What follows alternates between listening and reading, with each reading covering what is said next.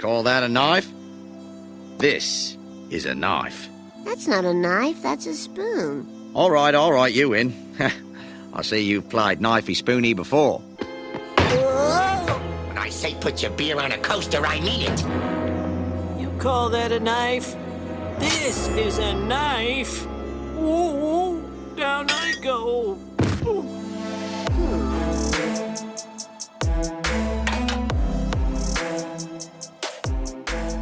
All right, everybody, welcome back to another week of Musky's on Tap. Welcome to episode number 152 with the fellas here.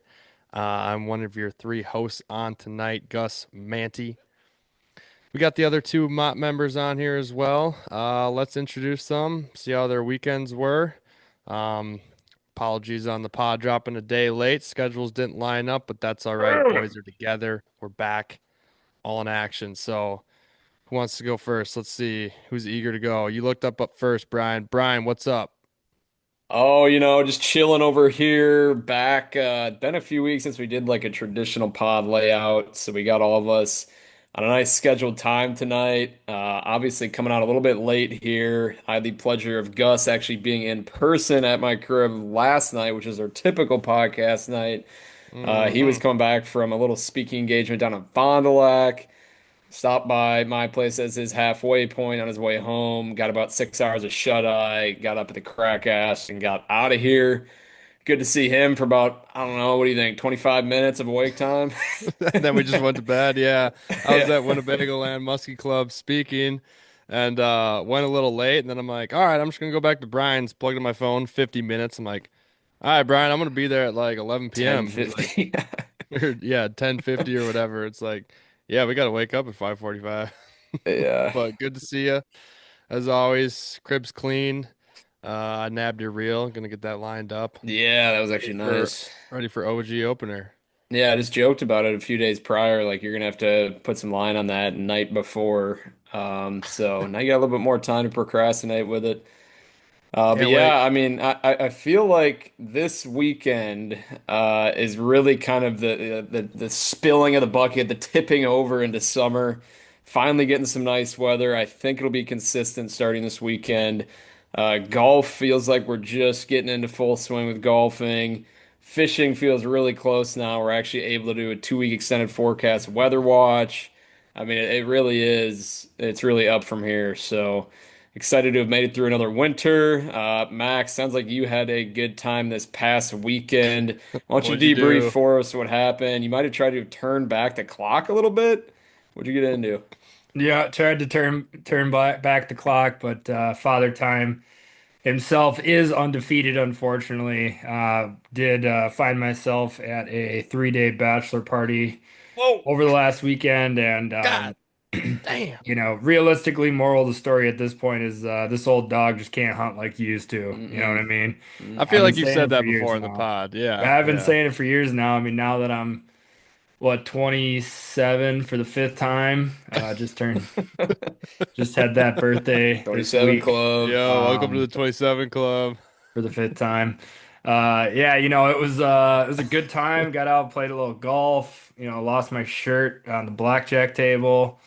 But yeah, it was, and I mean that figuratively. Okay. I think I understand that. Did not take my shirt off at the blackjack I'm table. sure people That's probably good. understood that. Yeah. But So not saying that no one else did, but I did not. You're bashing me for getting a massage at the blackjack table, and now your tarp comes off. Like, whoa, whoa, whoa. No, With the no, crew, with the Share crew with that them. you were with, yeah, with the crew that you were with, I wouldn't be surprised hearing if tarps were off in a fine establishment like a Beano. So. Yeah, like the Mystic Lake Casino. Yeah, it was an eclectic bunch. A lot of big personalities in there. So a good time was had by all. Unfortunately, I had to pay the piper come Sunday, Monday, Tuesday, a little bit into Wednesday. Damn. That's insane. I mean, you sound all right now, but You were.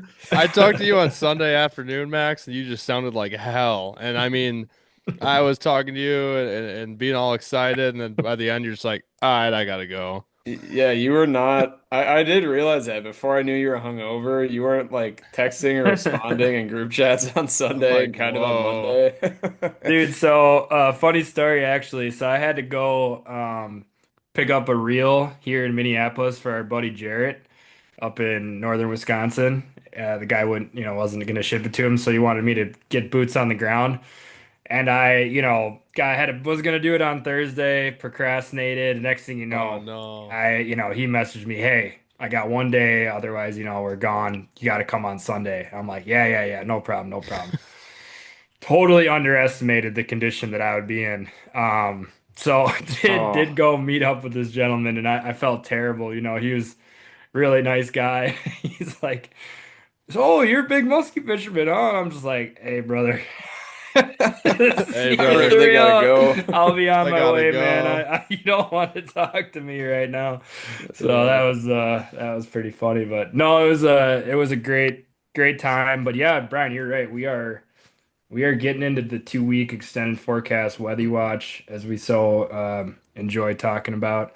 But that leads me to it, Gus. We haven't chatted like just us three in a couple weeks really. Right. What was the vibe like in the North Woods on our new all game fish opener? What was happening? So, right, yeah, mixed signals all about, whether you're targeting the old muskie or not, or if you were just going for the walleyes and whatnot. So, um, I was not around here on the opener exactly, so I didn't see, that Saturday what was going on. I didn't have the personal boots on the ground. Got some reports though.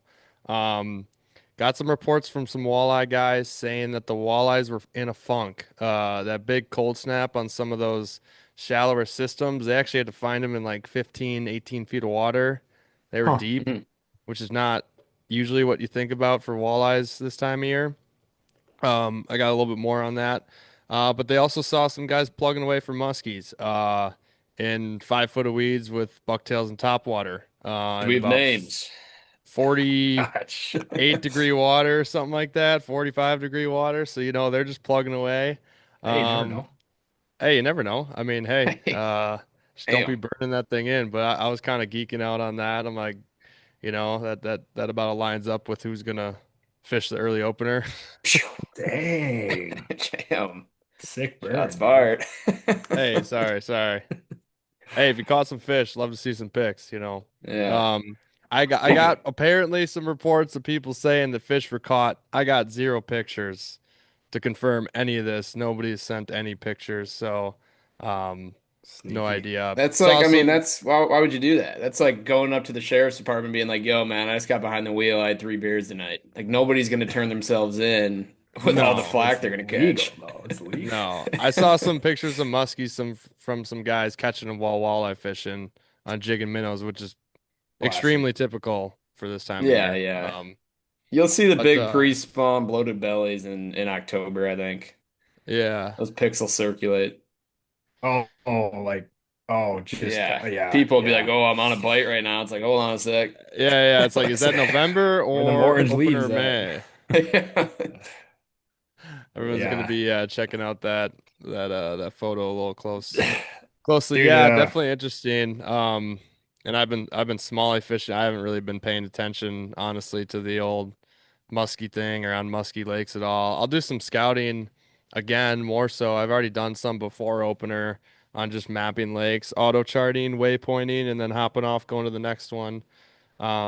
I bet you I probably see some people plugging away have you just been about this seeing, spot. well, I know you haven't been on Musky Lake, so maybe you won't know this, but have you been hearing anybody else talking about fish pairing up yet? Because I mean, I would imagine like Yes. for true opener, it was probably like pretty few and far between of muskies that were actually paired up by then, or So this is what this cold front kind of gave a funk. So prior to opener, there was an Oneida County lake that I got a report through somebody and saw a video of paired up muskies in 1 feet of water.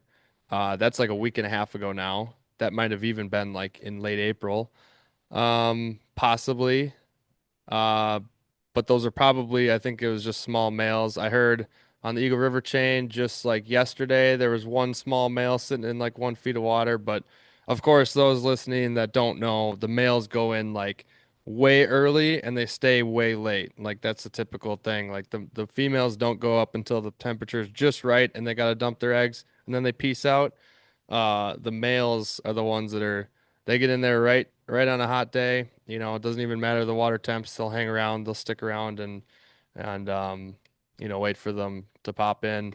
And then on opening weekend, I heard of a smaller lake in Vilas County, picture evidence and everything from a buddy that he saw some musky shallow, and then they caught a mid 30-inch male while smallmouth fishing on a little jerk bait, and it had a little bit of some battle wounds to it. So, but this May is kind of shaping up like last year. Stayed kind of cold. Um, I don't know. Who knows? It just could be a heat wave right around Memorial Day weekend. But last opener was great when it stayed kind of cold. Fish for plenty post spawn though. But they might be going on a Max and I talked about this too, and I'm sure many people think about this, but they might be just going on a calendar date too. With ice off and then the temps rising up and then the amount of daylight. Anyways, so. Who's to say? Yeah, I mean, yeah. Well, that's cool. Yeah, I feel like we've broken containment a little bit on Seriously, the yeah. opener discourse. We got Wisconsin legislators weighing in on the issue now. Talking about changing the season. Like we got one guy talking about now taking it and being done in November, and everyone's like, "Whoa, whoa, whoa!" Like, hold up, we Whoa, don't whoa, we whoa, don't want whoa. that. We got other politicians talking about increasing stocking without raising fees, and then kind of all this is coming at the cusp of then we've essentially been told that Wisconsin's stocking efforts are going to be cut. I don't know, some odd 70%. So, I'm kind of a little bit down in the camp of like, who gives a shit? I mean, if you knew the world was going to end soon, would you show up to work tomorrow? It feels like one of those things. Like you might as well get it while the getting's good. Yeah. Pre pre It's like third spot, but who gives a shit? If they're not, if they're just gonna be done putting fish in the lakes, I mean, I don't know, man. Cripes. it's like a microcosm of just our politics in general. It's Like like, I'm well, just so out with it. Like, all right, who cares? I'll just let it's it so happen. brutal. Yeah, I hate that it's all stacking. It feels like it's stacking on one winter. For This is sure. our what would this be? Going through our third winter of running the podcast, and I feel like the last two, with us chopping up through the winter, we get guests on. We're just shooting the shit, doing this. But I feel like in our intro outros, we're not sitting there just bitching about all this stuff. Every No. once in a while, you get your Facebook guy blasting off about live scope or something like that. But now it's just like it's insane. Like I I'm mean, yeah, so every happy to just be on issue, the water. yeah, I bet. Every issue feels like it just pales in comparison to just like continuing to, stock lakes and keep that train moving. I do there was like a flyer that got passed around. I mean, I do want to mention this as we kind of are, shitting a little bit on the political side of everything, but I sent it in. It's that like 13.10 request form about talking about you know, essentially like it's a budget form. If you go on like Jeff Vandermartel's page, he kind of put it He, together yes. and actually has the people in in Madison that you should be reaching out to and emailing it to. But yeah, it's just highlighting the potential effects of cuts to stocking and what we're kind of looking for, what you can do about it, why it's important to the economy of the North Woods and all that good stuff. So still gonna make a push, but it certainly feels like it's going it's going in the wrong direction, unfortunately. So Gus might be guiding smallmouth in 2036. That could be a rough year. Yeah, it's gonna be changing to Smallies on tap at uh at a certain point. Iowa and At Minnesota this Muskies rate. on tap. What'd Yeah. you say, Max? Iowa and Minnesota Muskies on tap. Yeah, just Straight Yeah. up. Peace out, Wisco. Love you. I See mean, you I think We later. don't we're like it, move. and Minnesota just rolled out like an awesome 10-year muskie stocking program, like super comprehensive. Everything, seems to be like all systems go over here, and they're making a big push to kind of revive and bring back some of the legendary waters over here and spread pressure out and whatever. I mean, I'm sure there's probably things to pick apart in it. I haven't looked at it super close, but everyone I've chatted with about seems pretty optimistic about it. So, um, Yeah, seems like that's there's some pretty stark differences between the two neighboring that's pretty states. cool. Yeah, I mean I'm bummed for everyone, and I know you brought up that thing for that JVR put out. You just find on his Facebook to, I think, email all the representatives. There's also even a little mini survey that you could take that some Did take people put that out as a link well. to. Yep, I took that as well. Um, it was getting passed around a lot on Facebook. What was I gonna talk about there? Oh, and I mean, just it stinks because it's not just muskies; it's walleyes too in Wisconsin getting cut back and everything. So, Right. you know, Yeah, and we care deeply about the Northwoods, Wisconsin. Gus, it's your home now. We'd love to see it continue to be good, and hopefully we're not we're not sounding the alarm on something that doesn't need to be um sounded on, but it certainly feels that way, when you see a number like hmm that big of a reduced stocking when we already talked about, there has been already reduced stocking. So it's just tough, it tough could to see. be. It's tough. We're obviously we're gonna keep pushing to bring that back. However, we can do it.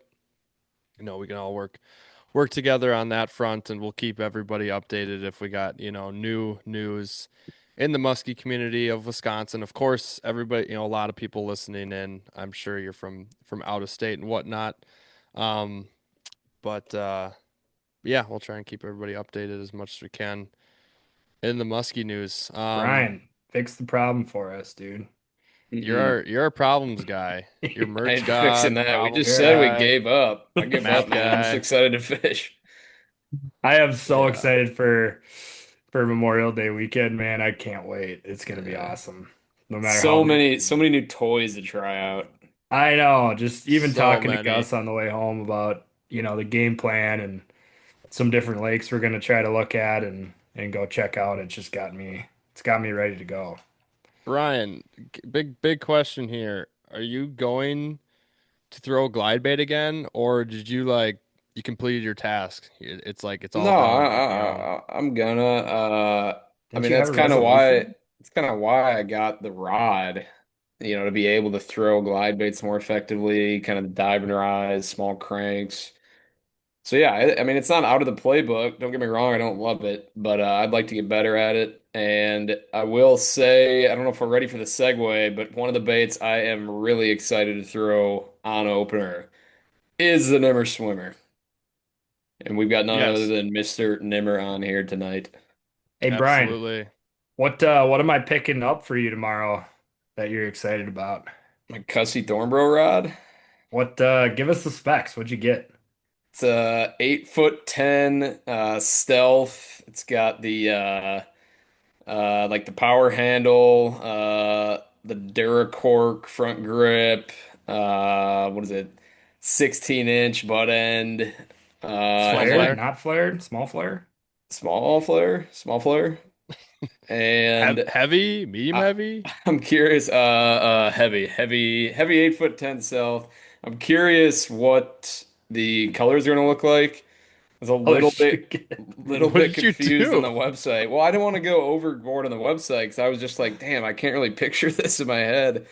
I think it's black with maybe like the smallest of orange accents, but I'm Hmm. a little bit worried that it's like the big orange accent and it looks like I'm Small holding black, a walking cane or something. a lot of orange, Little small Yeah, candy black. cane. yeah, it's all orange. So Just I whipping would that candy cane actually around. cry real tears if I pick up that rod oh my tomorrow and God. it's just a Blaze orange. The full blank is orange and then a little bit of black around the eyelets. just an orange lightsaber. Yeah. That'd actually be sick.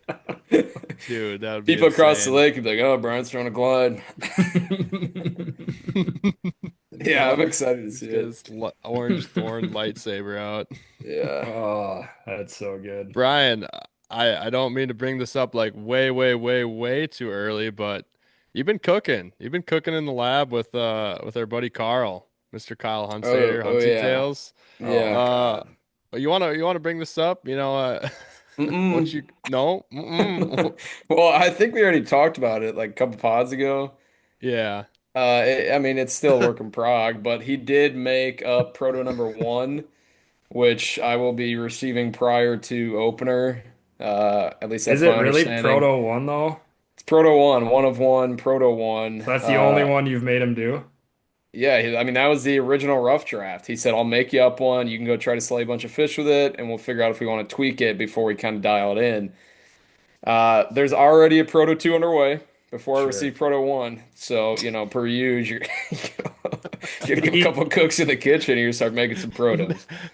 Is he gonna cap you at the amount you can go back to him and I don't know, dude. I'm about to be changing up his blade combinations and everything on him, so we'll see. We'll see where his cutoff point is with me. How long of a leash do I have? But Carl's I'm gonna be sure you'll pissed. test it. I'm sure you'll test it. I'm really excited. That's pretty sick. Excited to have my name on one to get to test it out on opener. Hopefully they're going on blades, but regardless, it'll be sweet to work through that. Then eventually have the grand reveal.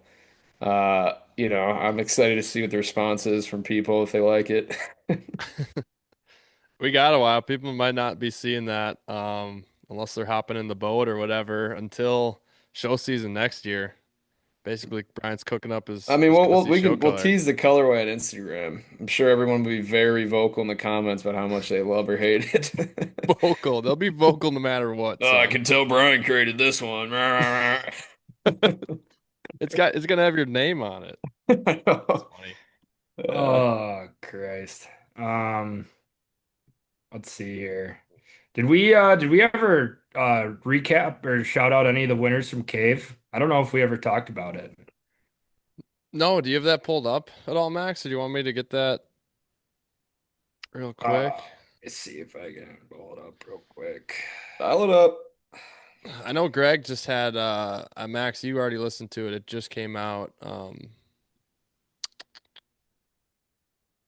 Let's see here. I got it right here. I got it right here. I got it. Josh McDunn and Sean Boland. First place, got the dub. Congrats. Let's go. 39 Shut incher and a 38 and a quarter incher. Damn. up. Sounded like why they is it- got him trolling. Yeah, it sounded like with the clear water, it was actually a pretty heavy trolling bite and deeper bite. Water was low, clear, pushed a lot of fish off of the banks. So some people struggled, and then I think the people that covered a lot of water found them. Yep. I think I Give us the listened top to three. them. Yeah, who's second place? Yeah. I was getting there. We got Damn. Fred Lederer and Vlad Neko, Shout 37 and a half out. and a 34. Let's go. Let's go. Think they were trolling as well. And they were okay. And Okay. third place we got Ken Trail and Michael Hanlockton. Shout Shout out. out. Hammers. How many they catch? Not Hammers. surprising to see them up there. They got a 37 and a quarter and a 33 and a quarter. So they were just one. They were Nobody one bite caught away. three. Golly. Dude, That's a bunched top four. fifth, Wow. sixth, and seventh were all tied on points. What? But Oh my goodness, was- that is a it- tight leaderboard. super. Yeah, 39 Big incher Fish? got 10th. Big Fish was a 40 and a quarter. Damn. They got to switch that up next year. I Say it actually with your chest. I don't know. don't think the bite was.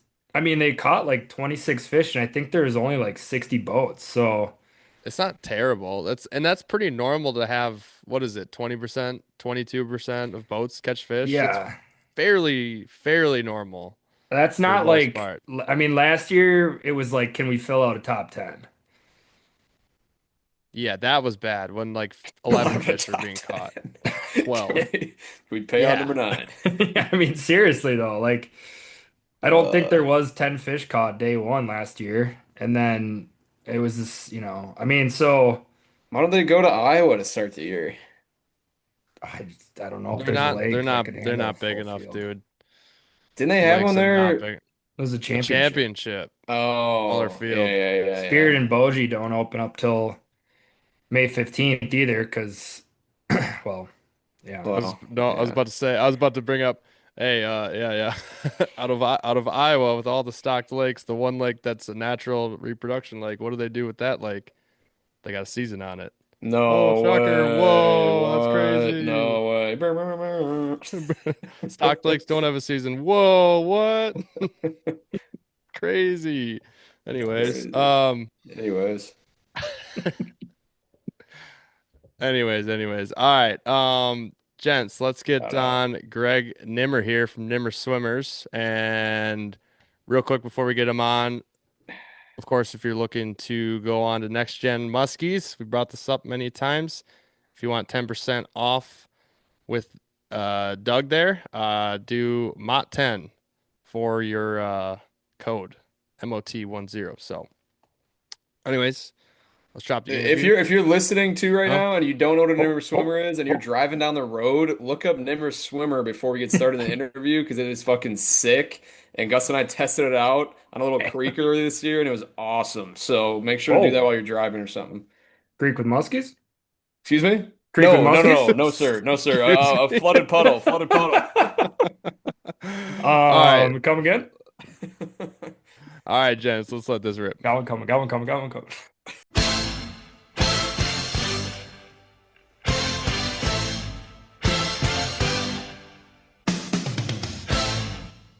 All right, now here on the line, we got Greg Nimmer with Nimmer Swimmer Musky Lures from Tomahawk, Wisconsin. I can see his sign in the background there. Greg, how are you doing tonight? Oh, just fine. Thank you. Thank you. Thanks for having me on. Of course, Absolutely. of course. Yeah, we're really pumped for this. Your baits are super cool. For those that don't know, they've probably seen them at the shows or heard the clacking of the Wally Pogs there. Yeah, you got I I'll think that's stop. coming.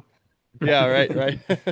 I think that's coming through, but that's good stuff. We're happy to have you on here. Have you been out in the water yet at all? Have you gone walleye Uh, fishing or anywhere or Not on the water. I took my nephew out and just tried for some walleyes with him and not musky yet. So, nice. Awesome. Well, we've never had you on here and honestly, between the three of us, we kind of don't know the history behind your bait, so this is going to be really exciting to kind of just go from the beginning, hear it all. So maybe we can start at the beginning of possibly before you even started making baits. I assume before you started making musky lures, you probably had to catch a muskie first or two or get hooked on it. So, when did you start fishing for them? actually, my father got me into fishing up near, we went camping on extended 4th of July uh, trips in Spread Eagle, Wisconsin. And Nice.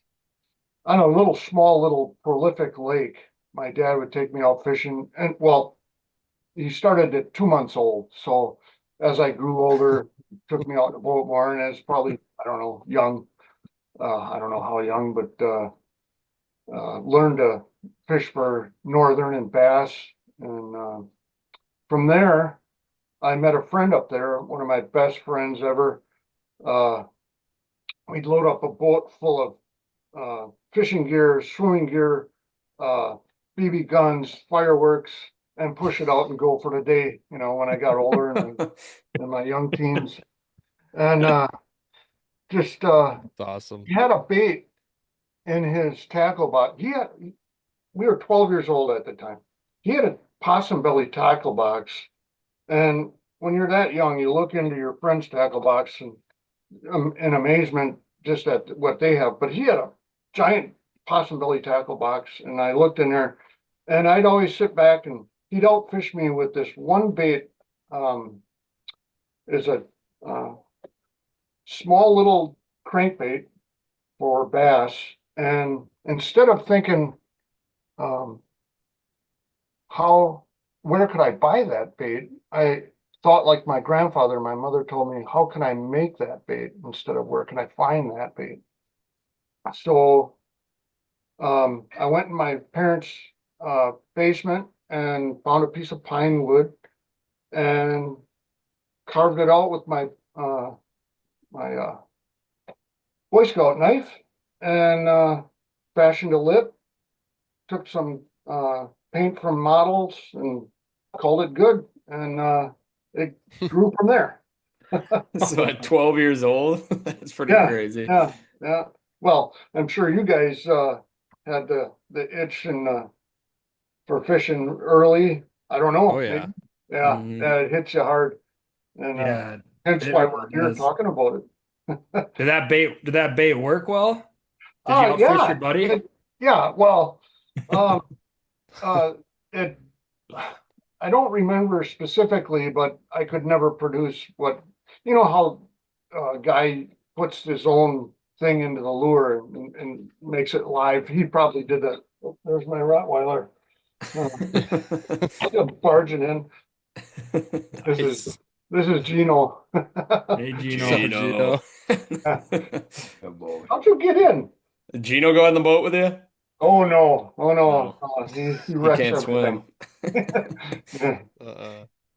But it was a quick introduction to bait making, and obviously I made more and more, and it just got to the point where I started making model tanks real young, and like I got into the 1/72nd scale, and then as I got older, I wanted more detail into them, and I started building 1/35th scale, and I was so into making them perfect and realism, and the airbrushing of the German tanks with the camouflage. I don't call what I paint my lures when I paint them. I don't call it painting them. I camouflage them now. It's not painting them. I camouflage my lures, and yeah. When did you originally start then with like the actual name of Nimmer Swimmer? Because you started as a 12-year-old just trying to keep up with your buddy, and then when did it become kind of a larger scale operation? Oh, great question. About 1999, 2000-ish, I started the shows with nothing on the table. It was an antique lure show that I first started in '98, and that got me into, and I would make my own creations, and very limited, obviously, but I remember my mother coming down into the basement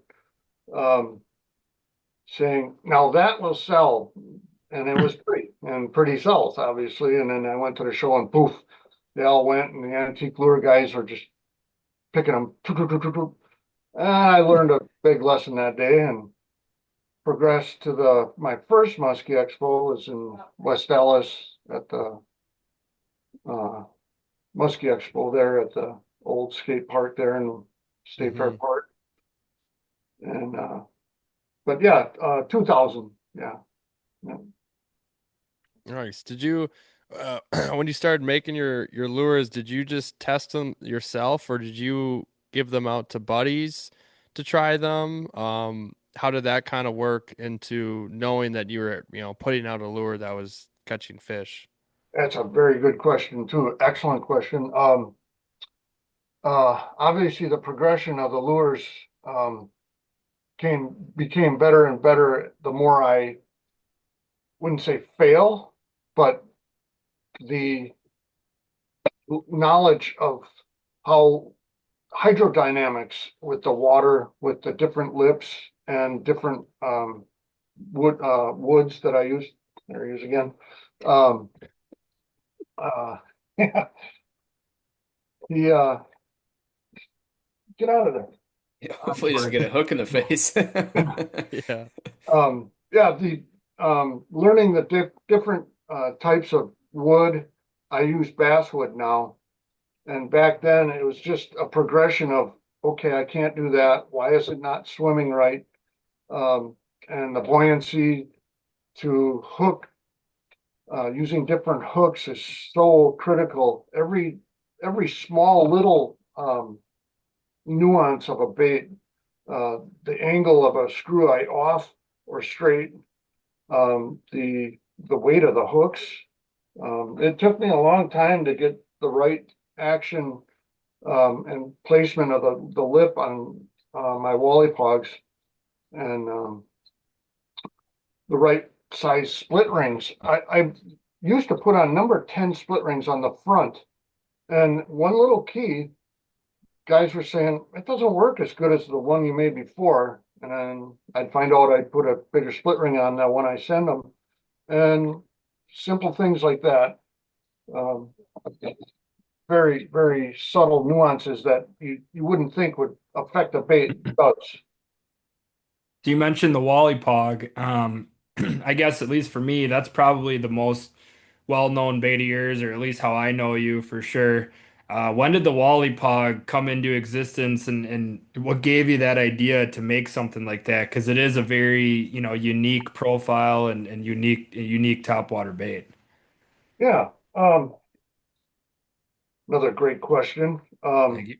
I actually, very early on, if I could remember correctly, the year, I can't remember the year exactly.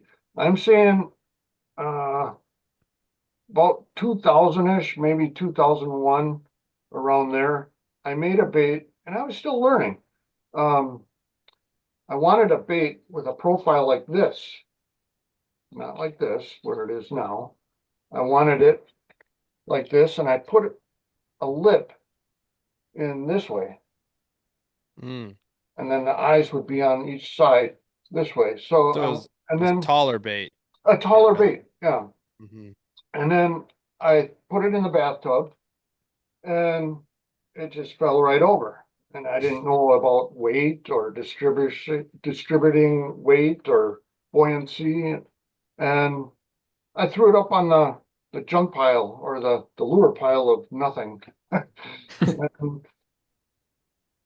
I found these lips at a show, or somebody had one, or I don't know how I came into finding these lips.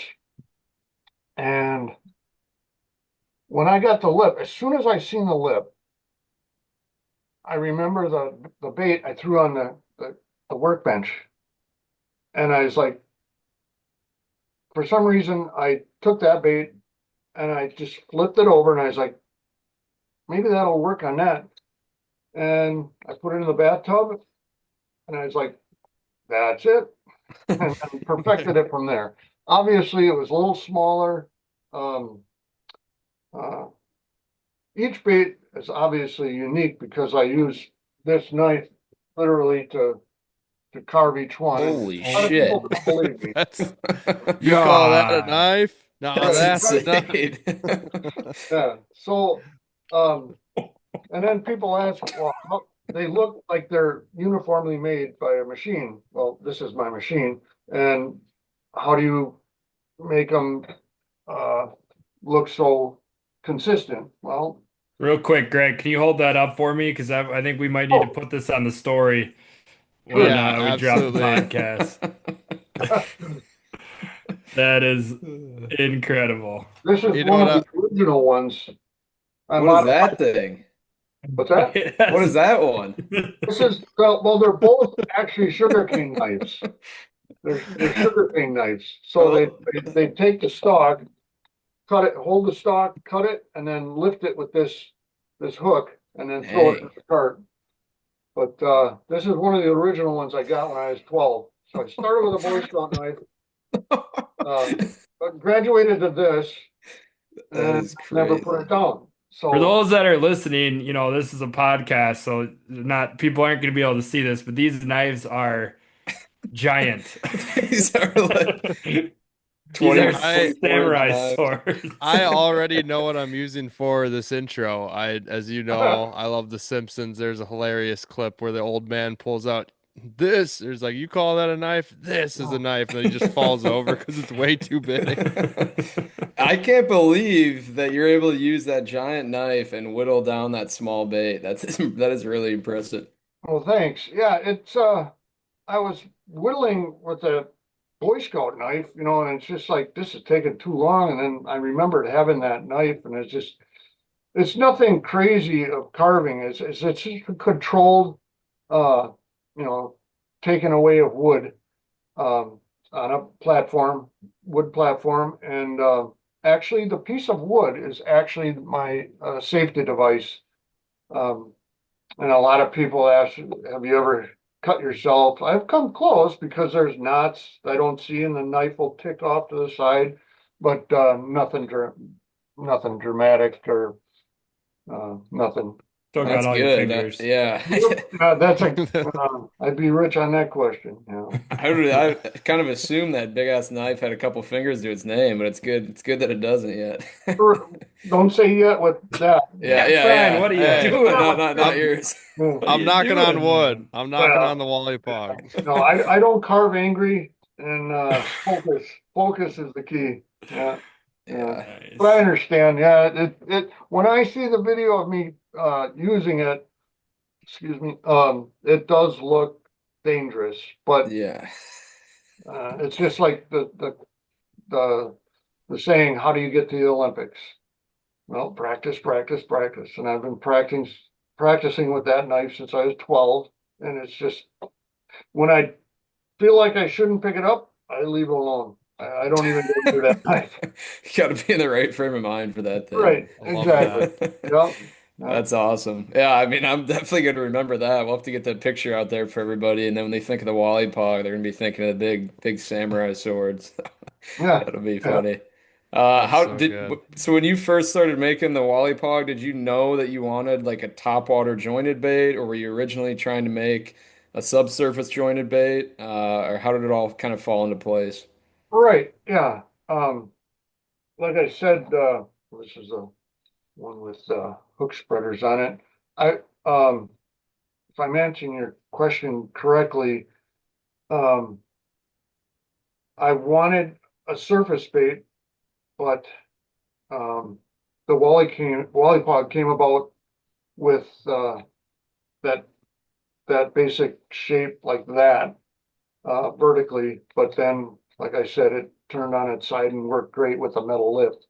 Um, did I answer your question? I think Yeah, I was just curious if you intended on making a topwater from the get-go, or if you yes, were yes, okay. yeah, Yeah, yeah. cool. Wake type bait, yes. Top water wake type, yes. Awesome. I've seen your other creations too at the shows and stuff like that. The full turtle behind you. Are those Oh yeah. more antiques, or do you fish those? Well, thanks for asking. I like to tell people that I make fishable lures, collectible lures, and folk art lures. And this Hmm. would be both, I guess, both collectible folk art, which is not intended to be used. That is sweet. And It's a it's just, creeper turtle for those yeah, that are fixed-wing listening. creeper Yeah, turtle, and it's Blades. just made to be displayed. And it's beautiful. I do make a usable creeper turtle. But Mm. yeah, and then saying that, if it's in my basement long enough, I'll make a lure out of it. Oh Oh wow. my God. Uh, Explain to the people what that is, Greg. well, it's a giant uh, what was it called? Clothespin? Close. Yeah, thank you. Yeah. Quick. Oversized clothespin is Giant clothespin with googly eyes and a metal lip and two hooks. Does that Yeah. thing run well? Well, I don't know. Probably would. It probably would. I feel like Adjusting the that lip. thing would work Yeah. good. Yeah. Yeah. Big Cisco. And saying Yeah. that, would it work? It all comes down to the hardware. All comes down to the hardware. Um, in any lure. I love all lures. I love all lures. Any kind of lure made out there, I enjoy lures, but paint jobs are great. But in saying that, hardware is where it should be at. Obviously with muskies, we all know what they can do to a bait. Oh, yeah. They can do that Right. too. Where are we here? I'm sorry. There that we one's go. Pretty chewed up, that one's caught Wally. a couple fish. Yeah. It's missing double an eye. Right. Yeah. And it doesn't need one for No. collecting, I was about. for displaying. Yes. Yeah. The people who want pretty, keep it I was pretty gonna on say, the does the mantle. muskie see the eyes on a top water? Exactly. We do on a surface bait. Now, in Yeah. saying that, that's a great question, and my answer to that is for a surface bait, it's the lures are 50% out of their realm on the top. So the muskies are down here, top water baits. That's 50% out of their realm. So they see the underbelly, whatever behind the bait, some color. Now, where I think color is key is in subsurface bait. Now, this is my battle axe, my Klacken battle axe max. And I don't make too many subsurface baits, but this is one of my jerk baits with the. Holy This is crap. battle I haven't axe. seen that. This is brand new. I had it out at the Musky Expo, and but yeah, No, That's a wild. that is That's a unique. wild jerk bait. It's kind of like Suic Bobby-esque with a mega willow blade on the underbelly. We of might it. need to put this one out on YouTube, Gus. Yeah, I think I can. Let's just do this on YouTube. This is gonna Got be a a lot video going on. pod. Got a lot going on. That Yeah. has a lot going on. Oh my goodness. Yep, the belly. Yep, it's a giant spoon. Forgive me for God. asking if this is a dumb question, but did you carve the Suic too there, or did you just? Yeah, I carve everything. Yep. Okay, so that's just like I Don't guess say samurai. not a Don't say Suic. Suic. Yeah, not a Suic. Sorry. Jerkbait. That's Sorry, okay. jerkbait. My bad. My Everybody says bad. that. Everybody says Um, that. no, but that's really cool. I did not see that one in your booth at the show, unfortunately. One of my first shows in Chicago in 2001, I had so much stuff uh in there. It was like too much. And over the years, I just kind of like the Wally Pog I focus in on, and it's hard for any one of us at a muskie show to focus anywhere. Right. Even me. Seriously. It's like, what sign? What am I supposed to read? What lure? Oh, that one Yeah. right through my face. Yeah. Tell us about some of your most recent creations or anything, that's been really new for you. Sure. Oh, well, let me just finish about the colors. The Go right ahead. 50%, Go right ahead. Yes. 50% out of their realm with the top water baits, the color on top, that's the belly. So where I think it's most important, the color is 100% in their realm underwater, right in their face or behind them or on the side. That's where I think muskies and color for muskies comes into key the most. It's a pretty obviously it's next to them. The colors there. Even in tannin water, I'm sure their eyesight is impeccably great. So I'm sorry, go ahead. Yeah, what was the next question? Oh, I was just curious on what some of your latest and greatest creations have been. Okay. Let's see. Oh, the goblin. Oh boy. Yeah, new top water, hand size bait, one hook. Let's see, get it up there. That's a great name for it. Yeah, the goblin, little bait, Little goblin. wake top water wake bait, faces straight down with the tail up, and not just one blade, but two blades that clack Oh, together yeah. and A rattle in there. a rattle in there, maraca. Nice. So face it heads down, but tail up, and the back stays out of water. And with a heavier leader, you could probably get down maybe a foot, but it's supposed to be slow top wake bait. So that's the goblin. That's brand new. That's pretty sweet. Was that at the show? Yeah, it was. Yeah, Nice. yeah. Very cool. Good Yeah. stuff there. I didn't want to also leave the Wally Pog too soon, as much as we love Oh, to yeah. chat a lot of lures. There's a couple more questions I have on this, and please feel free to share as much as you want or as little if you want to keep some things. You're talking about the hardware on baits. I'm feeling this is a very, very solid lure here. Do you kind of have like a line through design where the wire goes through the bait? I don't know if you want to explain that at all, because it Oh, feels like yeah. it's built extremely solid. Yeah, that's a excellent question and a great topic. Through wire or screw eyes. Um, my theory on that is globes need to be through wire. This is a brand Yes. new one. Nobody's seen this yet. Whoa. Ooh. Got all sorts of toys here. Brian's ears just Uh, perked up right there. All Big these globe, baits, huh? like All of a sudden he says he's Nobody's seen this itching. one yet. Yeah, Yeah, I don't have a come name on for it now. yet. Are you workshopping any names for that one? Workshopping. Like, you Sure. think you got any names in the, spitballing. spitballing any names? Not personally yet, but I don't know. Fire away. Yeah. Everybody, Or there you chubbier. go. Yeah. Through wire construction. Now, globes, um, my prop dog, my second most popular bait, have to be through wire because there's a wire in there and it has to travel on the wire. The Wally Pog is stainless steel screw eyes. Now, Hmm. um, now the question is, why don't you use through wire? Like I said before, it all comes down to hardware. I build my lures for me first, and I know I have confidence in my construction.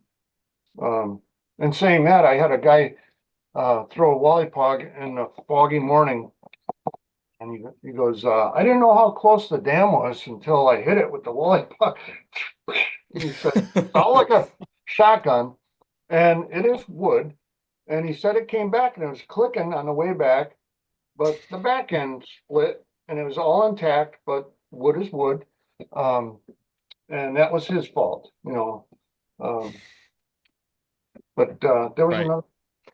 another screw eyes and through wire construction. Yeah.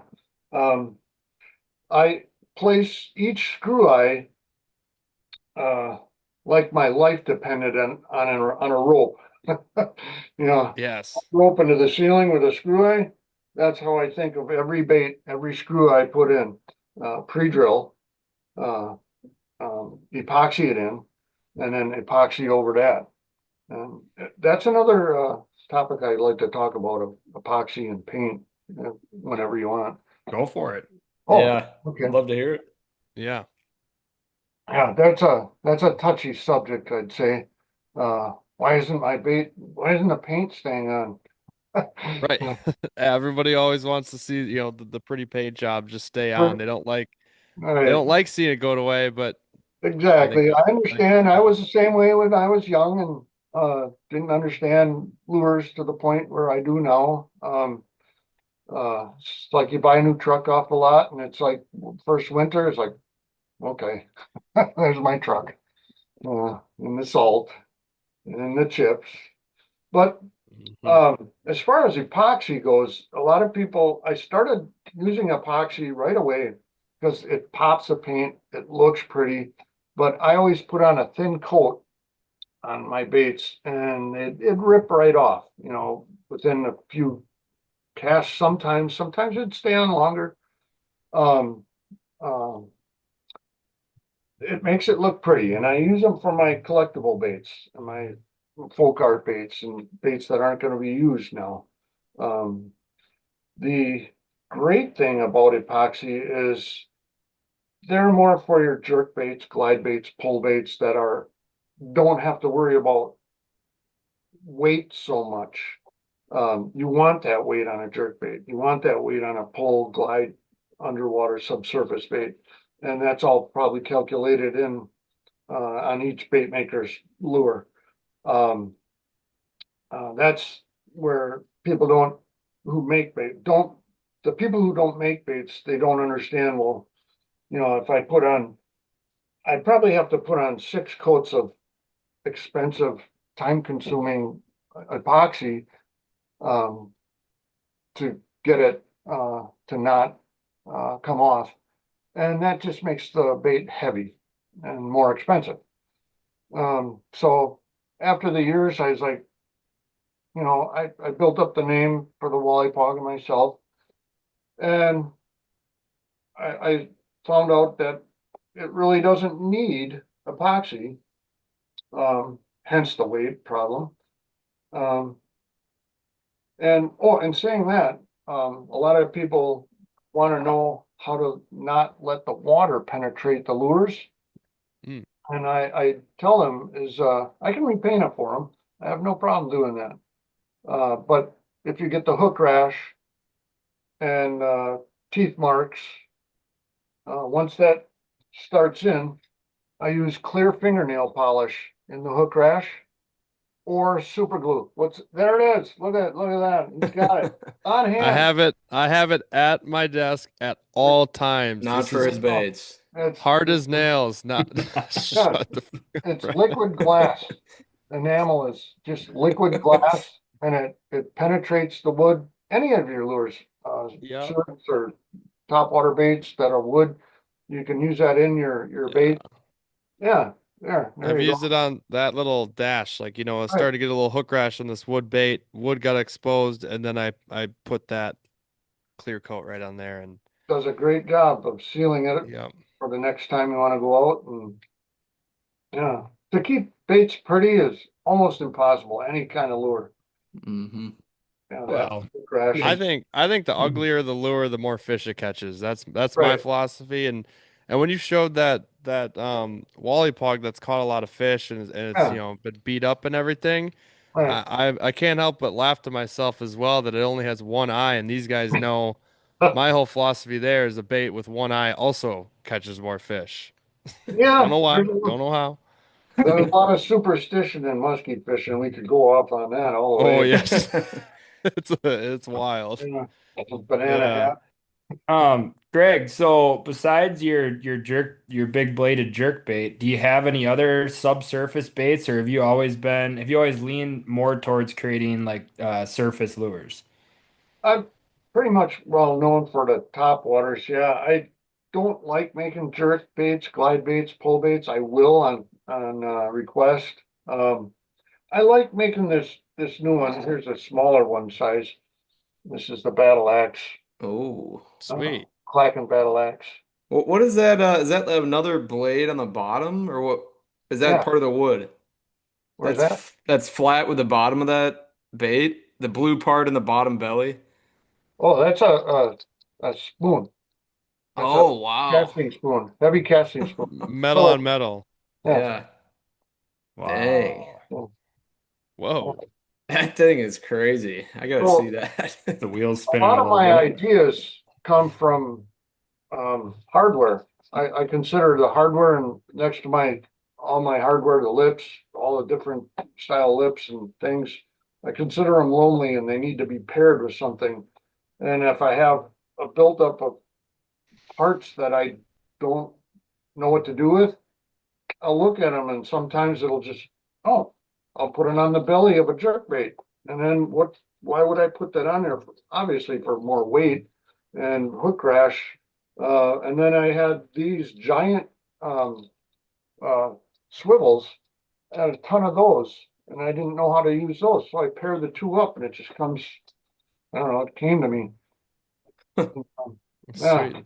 It's almost like a benefit that you just have a bunch of stuff and hardware laying around and you're like, I'm gonna do something with that. I mean, I think these exactly. are super unique lures, all of them that you've showed Thank so you. far and what you got here.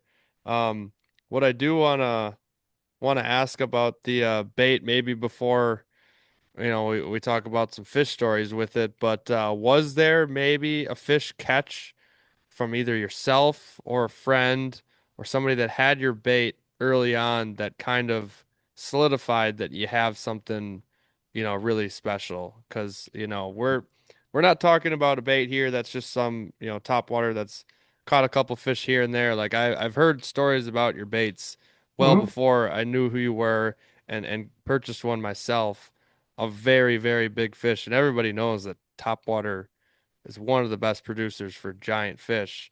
Um, but was there one kind of, way back that was like, wow, that's, maybe or it was a year, a year of fish catches or something.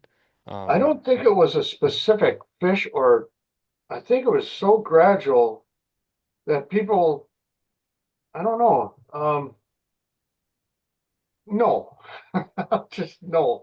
It yeah, just, the Wally Pog came, I guess, just steadily, gradually. The more I progressed into perfecting it, um, um, there was no one fish that solidified the Wally Pog, um, other than people probably trying to keep it secret to themselves, like most people do with us. What'd you catch it on? Well, you Yeah. know, I don't want to tell you, and then it might be that. Um, but Was there a year where it felt like you started selling more, getting more requests to make them? uh, not really. It was just kind of Steady incline, yeah.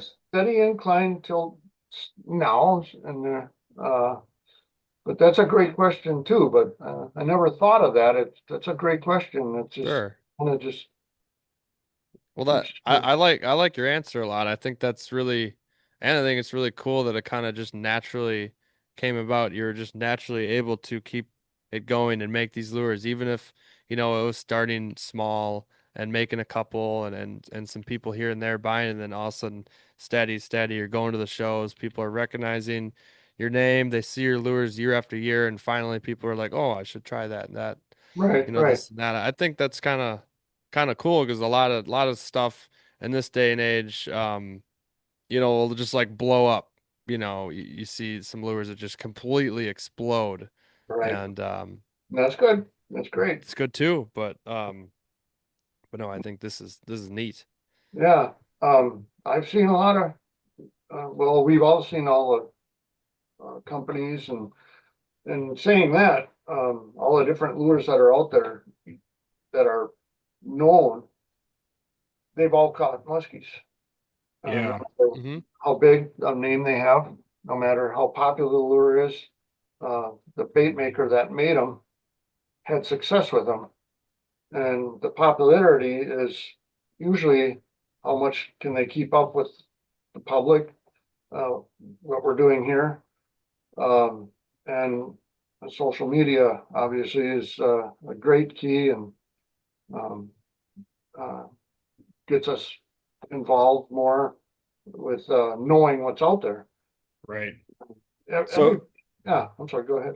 oh no, I'm sorry if I was cutting you. I guess I was gonna say, well, maybe let's turn it on some stories from you then, and your own fish stories, because you're obviously in the Tomahawk area. We're all grew up fishing in the Eagle River area, so we're very familiar with where you're at. I don't know if you're exclusively fishing, more so flowages and reservoirs and whatnot. But I was gonna ask, like, when you go out and fish, do you tend to throw a lot of topwater baits? Do you have a time and a place where you really love to throw topwater baits? And then, maybe give us one of your first big fish stories on your Wally Pog. Sure, sure. Um, it was, well, the Wisconsin River is just down the road for me. Lake Mohawkson is my haunt when I know like the back of my hand. Yep. I love it. It's great. I don't know if you guys been on it, probably. Yeah, Yep. Yep. Yep. excellent. Yeah. You know why. It's And great, great, great fishing. Yeah, it's a busy, busy lake, but it it's can uh, be. it's cool. Yeah. It's cool. I like river and flowage stuff. And that's a cool Mhm. lake. Um, I guess a specific, yeah, I do mainly throw just the Wally Pog, and the mini Pog I start with smaller. But I find myself going to the mini and then the junior and then the regular size Wally Pog. But I end up throwing top waters almost 95% of the time, just because I feel like I need to prove it. And I'm just, I know I'm missing out on a lot of fish, not using my other baits that I make, like the first responder. This is subsurface lure. It's a marriage of a bucktail, obviously in the back, and a jerkbait in the front. So it's weighted in the back, so it'll sink. So you can top water it from the top, let it sink. Jerkbait, glide bait, bottom bouncer, old paws, multi-purpose bait. Just when I thought we were out of baits, you keep pulling them out of the well here. Greg's not out of Creative baits. He's juices not out are of flooding. He is not out Well, of ideas. the basement's full of stuff I can't even remember doing.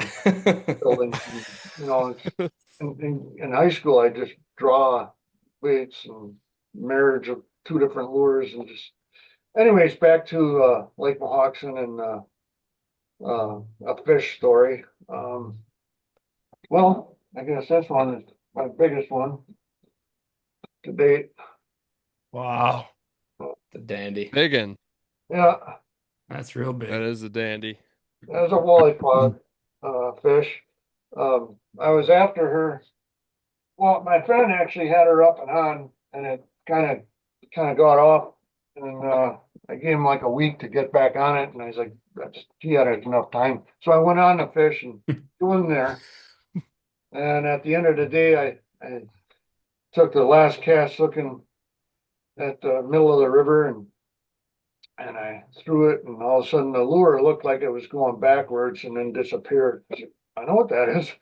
And I set the hook, and I just swam around the boat, got her up, and then she went and did one of those head down, tail down, up, away from the boat, and I was like, oh no.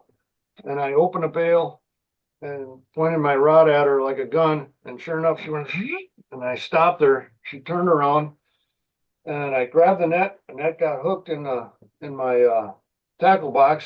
Had to throw the net down, kick it away out of the tackle box, grabbed, re-engaged, scooped her up, and went like this and fell back in the back of my boat. Almost hit my head on the gun rail, got up, and Jesus. the net was going down. Grabbed the net, threw the rod, and I pulled the net up. And I was like, oh, she's gone. And then in the big hoop, she come up out of the net, in the net, and then spit the wally pog out. She never was hooked. What? She was never hooked. Meant to be. She just grabbed it and never let go. How big was that dandy? I didn't measure her, but I went to take that picture and I set the timer on and walking from the back of the boat and back to where I am in this picture. She relieved herself on my boat, and the next day it dried out and there were duck feathers in the poop. No way. There's down feathers in there, so she had a duck or some guy. So That should be a hint for you. You need to make a live feathered duck topwater bait. I don't like making duck lures, but I will on request. The head and then the body, there's a lot going on That's there. a lot. Two little tails in the back, or two Right. little feet. 2 little feet. Oh my god. And feet would be saying that, nuts. and saying, what looks like a duck to a muskie, a creeper, Yeah. Yeah, Oh, that is a good color there. That thing will catch. yeah, I love that's a that. creeper pog, yeah. that That's does. sweet. That looks great. Not with this, yeah. So how long does it take you to make, like, from the start of production to the end for your Wally Pog? And then, like, how many are you making in a given year? And then the long-winded part would be, how can people then get them? How can people get them? Yeah. Okay. So I guess, yeah. So how long does it take to make one, and how many are you making in a year? I don't like numbers. I hate numbers. You can disregard that part of the question. Yeah. I'm more than happy to tell you, I don't know. I don't want to know. A lot, a little. I've made a lot of lures. a lot of Wally pugs. I don't want to know the number. I'm not interested in numbers.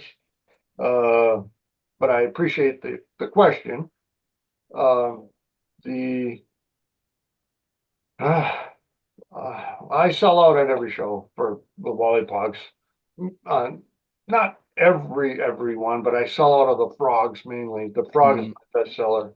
So the frogs are gone every show. And it's popular. Everybody loves frogs. Was the second part of that question was what again? Where can people, if people want to get their hands on one? Yeah. Uh, Greg Nimmer on Facebook. I don't have a website. Or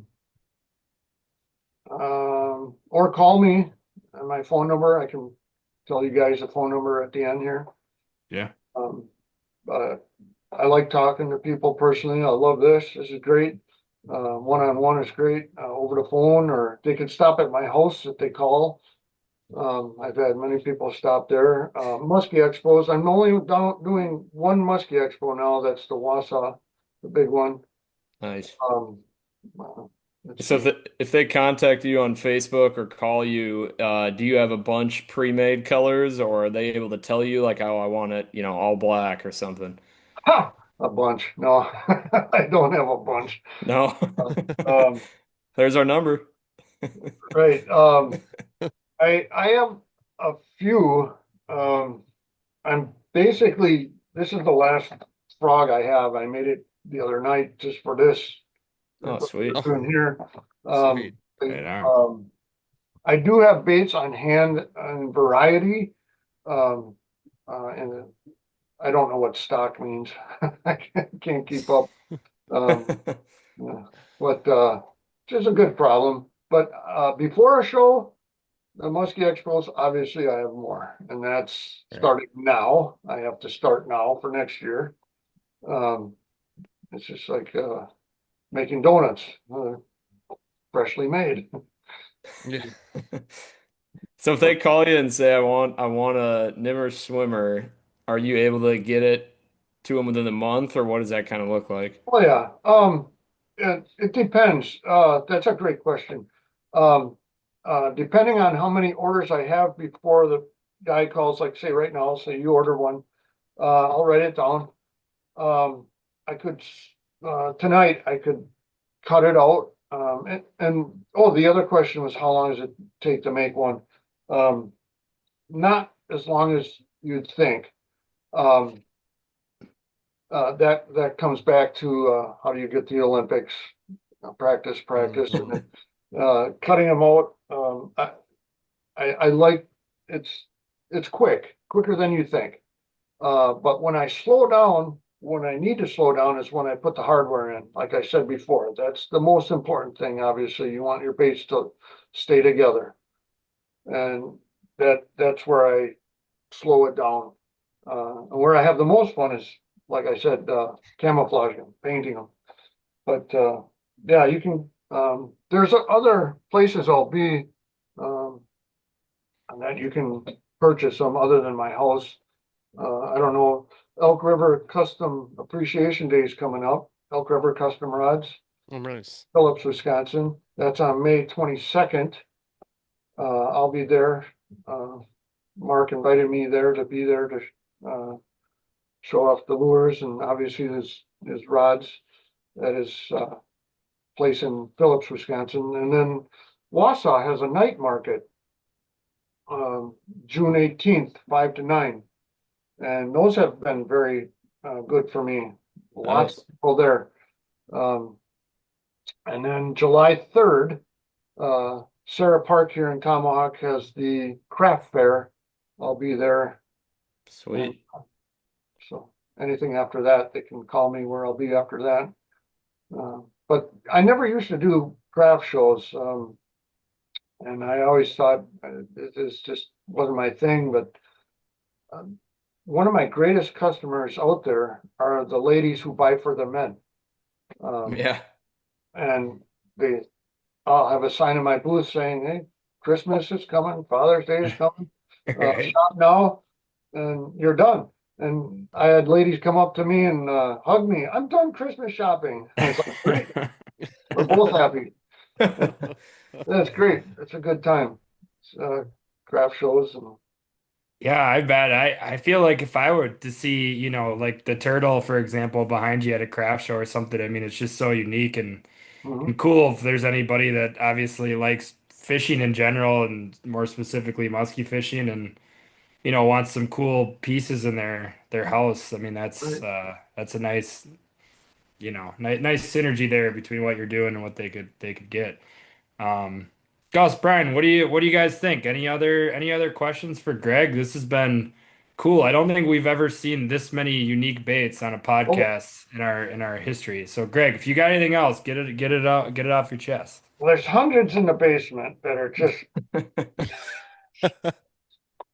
literally hundreds. Yeah. Ideas upon ideas meld together and they're all weird. But this is a new one I came up with, and I don't have a name for it yet. Oh, That's So we have another. the classic globe, right? Okay. And yeah. this is still in think mode here. I paint it. I usually don't paint my prototypes and the blade in the back, the diving blade. So what happens? I don't know how I came up with this. I was thinking. So when it's going through water like this, and obviously the globe sound, the back end wobbles because Oh, blade in the back yeah. wobble back and forth instead of just straightforward globe. Mm. So you get the wobble, flash, and Dang. then when you're put it this way, crank it down, it'll stay pretty much on the surface and wobble. You get this blade in the back spinning. Oh my God. Oh, so you're saying you can It's put a you reversible can, it's This bait. way reversible. or this way. Oh, whoa. Good double-sided jacket.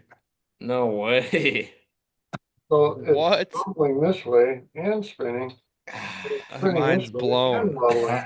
I don't think there's another musky bait on the market that you can do that with. No Not that I've reverse. seen. No. That's cool. We need a So this is, bathtub demo with that thing. yeah, yeah. I threw it in the lake and it works great. There are a lot of kinks I gotta work out. A lot of things I usually don't paint them, but I wanted to paint this one. I don't know why. Because it needs something else. It's the action's there, but I can improve that, and that comes with more time. And yeah, it takes me about a year to get them all the kinks out of each bait that I come up with. Um, and I'll think of something and improve on the improvements, or try It's to. it's a pretty cool Gotcha. project there. I don't have a name for that yet either. Something with globe and crank. It's a crankbait lip, but globe bait. But, we'll think of something. I'm sure you will. Uh, That's awesome. Yeah. Really cool. yeah. Extremely creative. No, that's all great stuff. I don't know if I have another question off the top of my head here. I mean, mainly we wanted to talk about some of your baits and how they're made, and I can't help but just laugh again when you just turned around. You're like, yeah, carve it with this, and Yeah. Well, it's yeah. it's basically going out of frame. It's so damn big, and it's a I got a freaking fun. collection of those sugarcane knives, kinds of Yeah, knives like that. yeah. But, So I do have one final thing on the Wally Pog, and that pretty much just sets us straight on this bait. When and was it right away did you come up with doing these little metal screws to clack on? well, that's funny. I like I said, it all comes down to the hardware, and if I see it near me, I'll add it. Sometimes I will, sometimes I won't. Um, for this show, I put them in because I went to a rummage sale and I found hardware that would work. And I was like, yeah, maybe I'll put some in there. And some people like just the natural wood is loud. Um, but some Hmm. people said they wanted the metal in there, the screws to keep it from deteriorating the wood after many years of use, wood on wood. And I prefer the classic wood on wood, but I don't know if I answered your question there fully, but Did. it's just something Yeah. that was available at the time. I was like, well, I'll put them in. Yeah. That's neat. I guess I might have a more unique Wally Pog than Yeah, most, I suppose. Well, each one is one of a kind, so. True. But Very true. that one is even more unique with the the screws in there, and yeah. Does it need it? I don't know. Probably not. About to catch a fish in a few short weeks. Yeah. All right. Right. Yeah. Yeah. Cool. Well, Absolutely. thank you for coming on. It's been a pleasure to hear about all your creations and to see your swords. And Yeah, it's this has been really cool. Yeah. Yeah. Appreciate it. Hey, make sure you hang on after we're done here. I Sure. think we got to talk some shop. I might have to place an order here. So Whatever. Yeah. Yeah. Absolutely. So yeah, Greg, thank you for coming on here tonight. I don't know if you still continue to go out there in your boat and carry the fireworks with you and whatever, Oh. all the things you BB brought. gun. BB Oh, yeah. gun, Oh, yeah. musky rod, Wally Pog, BB gun, and fireworks. Sounds You like know a good what? afternoon. It's do you all want to drop your phone number just so people know how to get a hold of you? sure. It's 715-612-0607. Or Perfect. Greg Nimmer on Facebook, or Nimmer Swimmer Musky Lures on Facebook. Sweet. Sweet. Everybody drop them a follow. That's awesome. There you go. There you go. Thanks for coming on, Greg. Thank you Appreciate you. guys. Appreciate it. You're awesome.